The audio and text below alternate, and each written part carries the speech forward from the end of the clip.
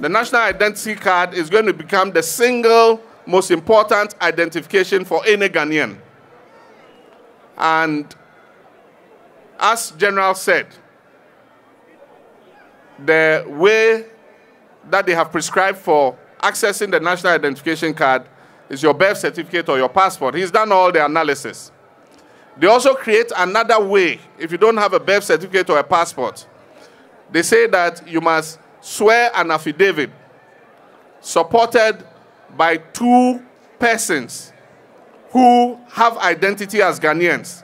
So 2 persons who have birth certificate or passport or national ID must attest that you are a Ghanaian. If you go to one of the villages in my constituency, and let me use an example, Horiyiri. It's a small community in Bole Bamboy. Perhaps nobody in the whole of Horiyiri has a birth certificate or a passport.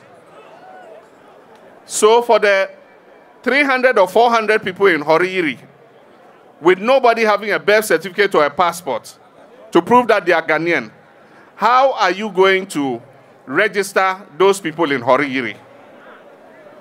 How are you going to do it? And so it is, I don't know, illogical and short-sighted and a very strong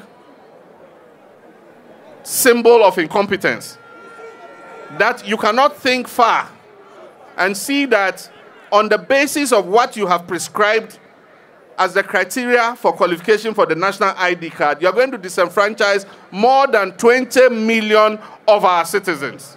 And that is unacceptable.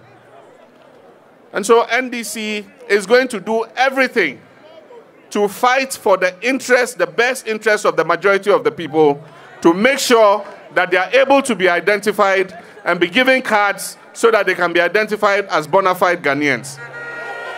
NDC will fight on the side of the majority of Ghanaians to ensure that they are identified as Ghanaians and that nobody is denationalized because of this process. This is a deliberate attempt to denationalize some of our people, and we shall not accept it. We shall not stand by and let it happen. We will use every legitimate instrument that is possible under a democracy to ensure that every Ghanaian is able to register as a Ghanaian.